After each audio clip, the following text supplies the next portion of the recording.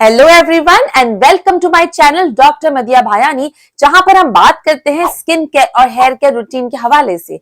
आज की वीडियो होने वाली है बहुत इंपॉर्टेंट और काफी लोगों ने मुझसे इस बारे में इंक्वायर किया था। आज की वीडियो में हम बात करेंगे हाइपर पिगमेंटेशन के बारे में, मेलास्मा और डार्क स्पॉट्स के बारे में, और बात करेंगे कि इनको किस तरीके से ट्रीट किया जाता है। वैसे तो इस टॉपिक को हमने अपने चैनल में पहले भी काफी दफा डिस्कस किया है, लेकिन ये जो वीडियो होने वाली है इसका पूरा कॉम्प्रिहेंसिव रिव्यू होने वाला है और हम बात करेंगे इसकी डिटेल ट्रीटमेंट के बारे में। तो आज की वीडियो में होंगी 3 बातें।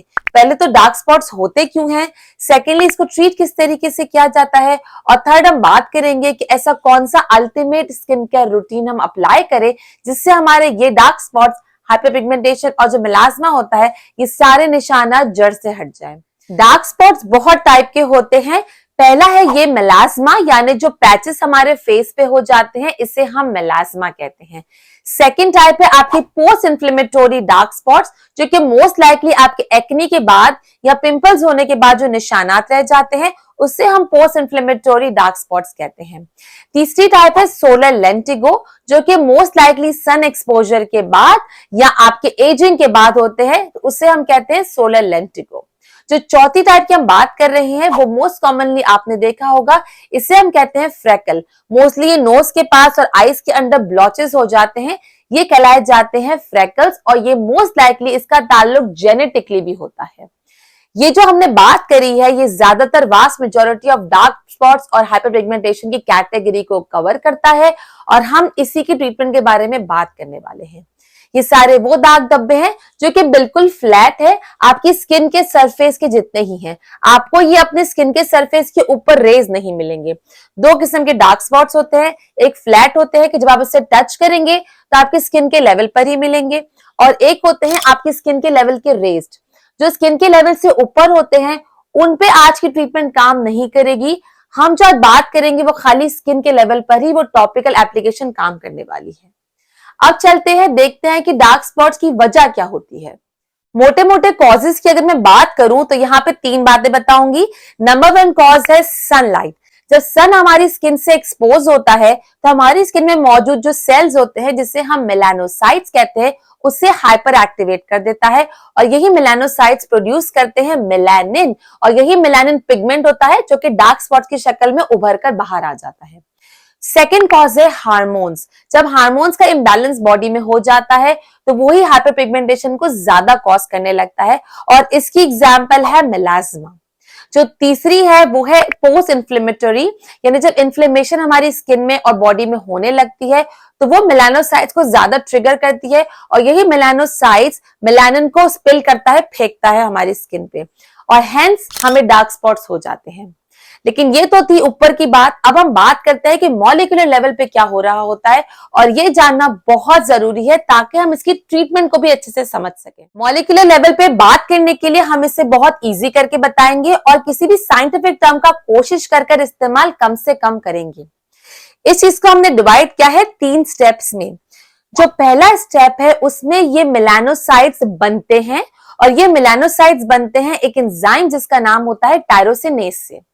सेकेंड स्टेप में ये जो मेलानोसाइट्स बने थे ये आपके जाते हैं स्किन सेल्स की तरफ, और थर्ड स्टेप में ये स्किन सेल पे जाकर स्किन सेल पे डिपॉजिट हो जाते हैं, स्किन सेल पे चिपक जाते हैं।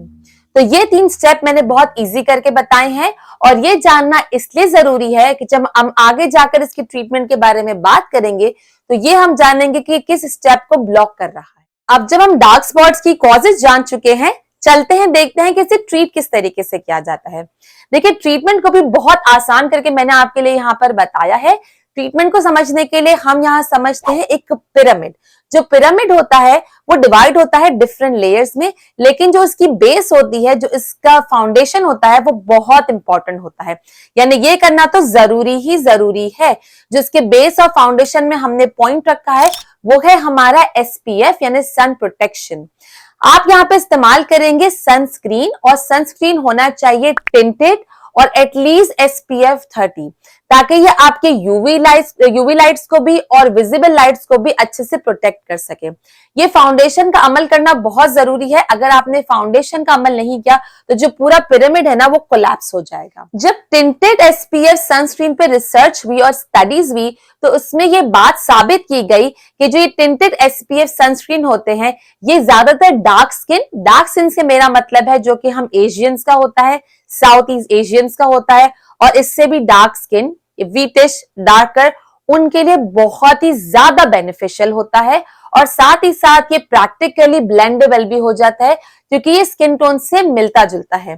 तो कोशिश कर आप ऐसा सनस्क्रीन ले जो कि टिंटेड हो और कम से कम SPF 30 हो। जब पिरामिड की फाउंडेशन बहुत बेहतरीन तरीके से, मजबूत तरीके से बना ली तो हम जाते हैं इसकी ऊपर की लेयर पे जो कि हमारी टॉपिकल ट्रीटमेंट, यानी वो ट्रीटमेंट जो कि हम अपने फेस पे लगाएंगे। अब इसे हमने दो में डिवाइड किया है। एक है प्रिस्क्राइब जो कि आपको सिर्फ डर्मेटोलॉजिस्ट या डॉक्टर ही दे सकते हैं और दूसरी है हमारी ओवर द काउंटर, यानी जो हमें किसी फार्मेसी से, ड्रग स्टोर से मिल सकती है, सिफोरा से मिल सकती है या किसी भी कॉस्मेटिक की दुकान से मिल सकती है। अब यहाँ पर ही हमारी वो जो प्रीवियस नॉलेज थी कि किस तरीके से हाइपरपिगमेंटेशन होती है वो काम आती है। 3 स्टेप्स डिस्कस किए थे। पहला था मेलानोसाइट्स का बनना, जो सेकंड स्टेप था मेलानोसाइट्स का ट्रांसफर होना और थर्ड स्टेप था मेलानोसाइट्स का आपके सेल्स पे डिपॉजिट होना। तो ये जो भी ट्रीटमेंट्स हम बताएंगे वो इन तीनों स्टेप्स में से किसी को भी एक को ब्लॉक करेगा और हम उसे डिस्कस करेंगे। और हो सकता है कुछ ऐसे भी कंपोनेंट्स हो जो कि एक से ज्यादा चीज को भी ब्लॉक करते हो। यहाँ पे लिस्ट दे रही हूँ, इसको रीड कर लीजिए ताकि कंफ्यूजन ना हो और आप चाहें तो इसका स्क्रीनशॉट भी ले सकते हैं। नंबर 1 पे है मेलानोसाइट्स की प्रोडक्शन को रोकना, जो कि एंजाइम टायरोसिनेज को रोकता है ताकि मेलानोसाइट्स ना बन सके। इस लिस्ट में आता है सबसे पहले hydroquinone, retinoids, azelaic acid, alpha arbutin, licorice, kojic acid, vitamin C, niacinamide, N acetyl glucosamine, aloesin, rucinol, mulberry, green tea, silymarin और ग्लूटाथायोन। ये सारे नाम में से कुछ कुछ नाम आपने सुने हुए भी होंगे। जो सेकंड स्टेप है वो था इसका ट्रांसफर होना। इसके ट्रांसफर होने को स्टॉप करती है ये लिस्ट। इस लिस्ट में आते हैं रेटिनॉइड्स, सोय और नायासिनामाइड। फिर बात करते हैं सेल टर्नओवर को इंक्रीज करने में, यानी जो डार्क स्पॉट्स ऑलरेडी हो चुके हैं उसे किस तरीके से जो हम टर्नओवर कर सकते हैं, खत्म कर सकते हैं। तो उस लिस्ट में आते हैं आपके रेटिनॉइड्स। देखिए हर चीज में रेटिनॉइड्स आते हैं, दैट्स व्हाई रेटिनॉइड्स आपके हाइपरपिगमेंटेशन के लिए नंबर 1 ट्रीटमेंट समझी जाती है। इसके अलावा है एक्सफोलिएंट्स, जिसमें आपका डर्म एब्रेशन आ जाता है, केमिकल एक्सफोलिएशन आ जाता है और हम यूज करते हैं AHA यानी अल्फा हाइड्रोक्सी एसिड और सैलिसाइलिक एसिड भी आ जाते हैं। जो प्रिस्क्राइब मेडिकेशन होती है उसमें आता है ट्रेटिनोइन और हाइड्रोक्विनोन। हाइड्रोक्विनोन को इस्तेमाल करने का बहुत ध्यान देना होता है क्योंकि हाइड्रोक्विनोन इनिशियली तो पिगमेंटेशन को सही करती है लेकिन इसका long term use permanent pigmentation कर देता है। दैट्स व्हाई ये सिर्फ डॉक्टर की प्रिस्क्रिप्शन से ही मिलता है और अगर आप यूज कर रहे हैं तो you have to be very cautious. Pyramid के ऊपर एपिक्स की बात करें तो उसमें आ जाते हैं आपका इन क्लिनिक प्रोसीजर्स और ओरल मेडिकेशंस। ओरल मेडिकेशन में आते हैं ट्राइनेजेमिक एसिड और टेरेंटोल। ये भी आपको डर्मेटोलॉजिस्ट या डॉक्टर के रिकमेंडेशन के बगैर नहीं मिलेंगे। और जो प्रोसीजर्स आ जाते हैं उसकी लिस्ट ये है, माइक्रो नीडलिंग आ जाता है, फ्रेक्सिल आ जाता है, काफी किस्म के लेजर्स आ जाते हैं और केमिकल पील्स आ जाता है। जो केमिकल पील्स होते हैं ना ये भी सिर्फ डर्मेटोलॉजिस्ट के ही सुपरविजन में होते हैं क्योंकि केमिकल पील्स भी अगर गलत हो जाए या आपकी स्किन टाइप्स के हवाले से ना हो तो वो भी परमानेंट हाइपरपिगमेंटेशन देके जाती है। That's why it's very important कि ये सारी ट्रीटमेंट किसी ऐसे डर्मेटोलॉजिस्ट या सुपरवाइजर के अंडर हो जिसको इसके बारे में पूरी परफेक्ट नॉलेज। नोट करने वाली बात यहाँ पर यह है कि जितनी भी ट्रीटमेंट हम अपनी स्किन पे टॉपिकली लगा रहे थे वो काम करती है स्टेप नंबर 1 पे जहां पर मेलानिन का प्रोडक्शन हो रहा था। और जो इन ऑफिस ट्रीटमेंट थी, लेजर, केमिकल पील्स, वो ट्रीट करती है हमारे थर्ड स्टेप पे जाकर जब आपका ऑलरेडी मेलानिन आपके स्किन पे डिपॉजिट हो गया है। दैट्स व्हाई ये जो ट्रीटमेंट होती है ये डर्मेटोलॉजिस्ट के सुपरविजन में ही की जाती है और यही इसके रीजन है क्योंकि वो ऑलरेडी डिपॉजिट हो चुका होता है। तो it's very crucial how to take that out. आप समझ गए होंगे कि कुछ हाइपरपिगमेंटेशन डार्क स्पॉट्स ऐसे होते हैं जो सिर्फ घरेलू टोटकों से ही सही हो जाते हैं और कुछ इवन केमिकल पीलिंग से भी सही नहीं होते। काफी दफा हमें इसका कॉम्बिनेशन करना पड़ता है और यही कॉम्बिनेशन बहुत इंपॉर्टेंट होता है कि हम हर 3 स्टेप्स में से उसको ब्लॉक कर सके ताकि न्यू पिगमेंटेशन भी ना हो और जो पुरानी पिगमेंटेशन हो गई है उससे भी डर्मेटोलॉजिस्ट की सुपरविजन में हम बंद कर सके, खत्म कर सके। यहां तक अगर सुना है तो बहुत कंफ्यूज और ओवरवेल्म्ड हो गए होंगे कि कौन सा प्रोडक्ट यूज करें, किस कॉम्बिनेशन में यूज करें, मॉर्निंग में क्या यूज करें, नाइट में क्या यूज करें। तो वरी नॉट, मैं डॉक्टर मदिया भायानी आपके लिए लेकर आई हूं अल्टीमेट डार्क स्पॉट्स रूटीन, जो कि मैं आपको बताऊंगी और आप वैसे इस्तेमाल करेंगे तो आपके सारे डार्क स्पॉट्स कम होकर खत्म हो जाएंगे। पहले बात करेंगे मॉर्निंग यानी एएम रूटीन की। जो रूटीन हम यहाँ डिस्कस करेंगे बहुत ही सिंपल होने वाला है और ये काम करेगा हमारे डार्क स्पॉट्स पे और साथ ही साथ डिस्कलरेशन पे। तो नंबर 1 जो स्टेप आता है वो आता है हमारा क्लींजिंग। क्लींजर बहुत किस्म के मार्केट में आते हैं, ग्लाइकोलिक एसिड का भी क्लींजर आता है, रेटिनॉइड का भी क्लींजर आता है, ऐसे क्लींजर भी आते हैं जिसमें विटामिन सी भी होते हैं। देखिए, मैं यहाँ पर एडवाइस करूंगी कोई भी जेंटल क्लींजर, ज्यादा एक्साइटेड में रेटिनॉइड और विटामिन सी और एक्सफोलिएशन की वजह से इसलिए नहीं हूं क्योंकि जो भी हम अपने फेस पे क्लींजिंग के लिए लगाते हैं ना, वो इन द एंड आपके ड्रेन में जाता है, आपके सिंक में ही चला जाता है, वो ज्यादा देर आपके फेस पे नहीं रहता।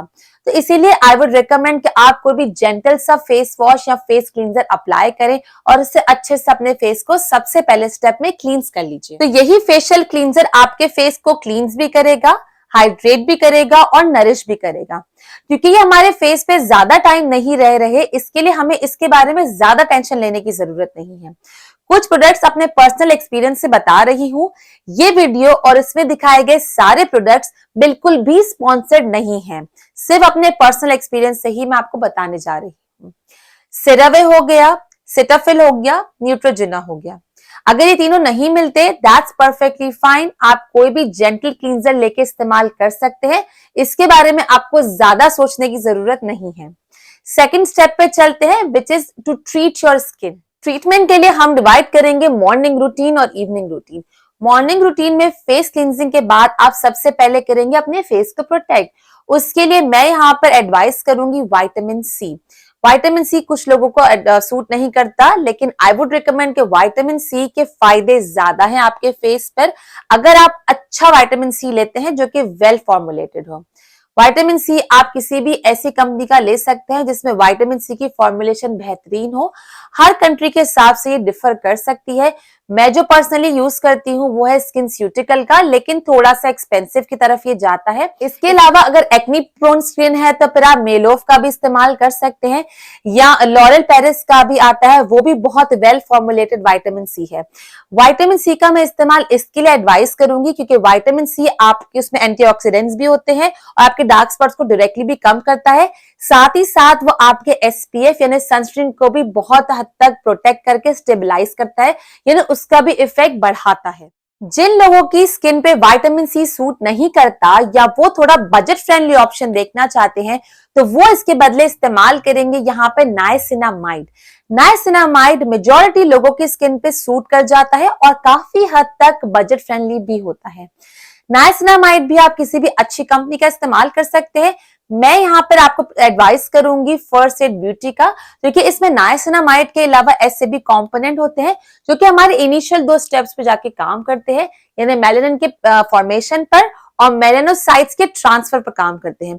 अगर वो ऑलरेडी स्किन पे डिपॉजिट हो चुका है तो वो काम नहीं करेंगे, लेकिन इनिशियल 2 स्टेप से बहुत बेहतरीन किस्म से काम करते हैं। तो नाइसिनामाइड भी आप अपने रूटीन में ला सकते हैं। लेकिन ये सारा बहुत इजी बेसिक मैं आपको प्रोसीजर बता रही हूँ जो कि आपका मॉर्निंग रूटीन होगा। जो मेन आपके हाइपर पिगमेंटेशन पे काम करने वाला है ना, वो हमारा नाइट रूटीन काम करने वाला है। मॉर्निंग रूटीन में जो तीसरा स्टेप रह जाता है वो होता है हमारा प्रोटेक्ट यानी प्रोटेक्शन का procedure, which is your SPF यानी सनस्क्रीन। ये हमारा पिरामिड का बेसिक स्टेप था। अगर आप सनस्क्रीन अप्लाई नहीं करते ना, तो अगर आप हैवी से हैवी भी ट्रीटमेंट अप्लाई कर रहे हैं नाइट रूटीन में, काम नहीं करेंगी। SPF is mandatory, that's your foundation. Foundation को स्ट्रांग बनाना बहुत जरूरी है। टिंटेड SPF की बात करें तो आप अपनी कंट्री के हिसाब से देख लीजिएगा।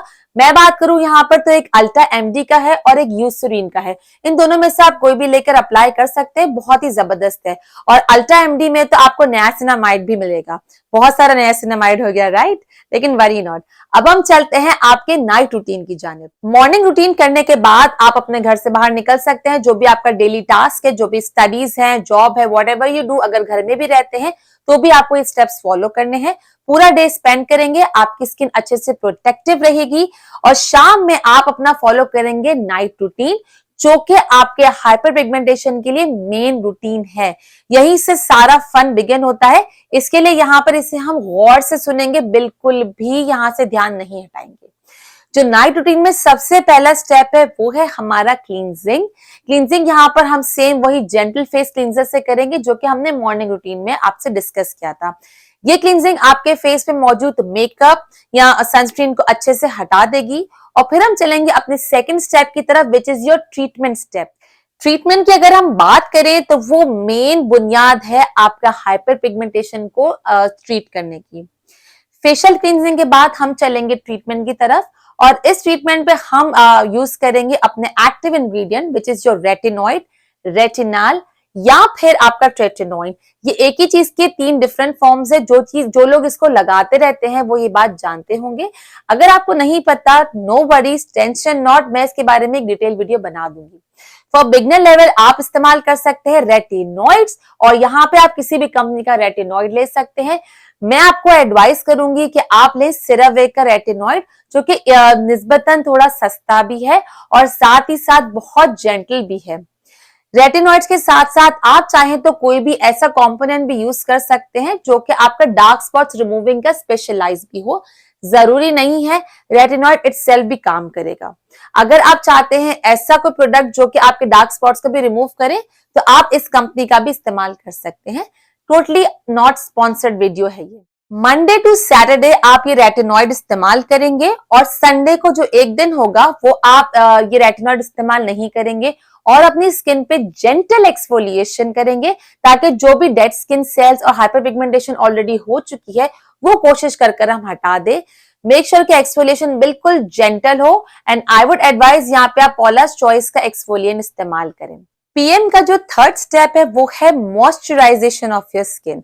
मॉइस्चराइजेशन बहुत जरूरी है पूरे वीक में, चाहे आप रेटिनॉइड्स इस्तेमाल कर रहे हो या चाहे आप एक्सफोलिएशन कर रहे हो। ये जो एक्टिव इंग्रेडिएंट होते हैं ना, ये आपकी स्किन पे इरिटेशन करते हैं, और ये इरिटेशन को हमें एक लेवल तक ही रखना है, ज्यादा बढ़ाना नहीं है, वरना ये और पिगमेंटेशन कॉज कर सकते हैं, डार्क स्पॉट्स कॉज कर सकते हैं। ऑलरेडी स्किन पे इतना हम इरिटेशन कर रहे हैं इन एक्टिव इंग्रेडिएंट के साथ, ताकि सेल टर्नओवर हो। तो इसके लिए हमें जो मॉइस्चराइजर है ना, वो बहुत ही सिंपल रखना है। अगर आपकी ऑयली स्किन है तो आप CeraVe PM इस्तेमाल कर सकते हैं, और अगर आपकी ड्राई स्किन है तो आप स्किन फिक्स का इस्तेमाल कर सकते हैं। या कोई भी अगर आपकी स्किन को ऑलरेडी मॉइस्चराइजर सूट करता है, आप इस्तेमाल करते आ रही हैं, तो वही इस्तेमाल करेंगे, लेकिन कोशिश कर जेंटल और बिल्कुल बेसिक मॉइस्चराइजेशन ही आप इस्तेमाल करेंगे। तो ये था पूरा बेसिक आपका स्किन केयर रूटीन, जो कि आपके हाइपर पिगमेंटेशन पे 100% काम करने वाला है।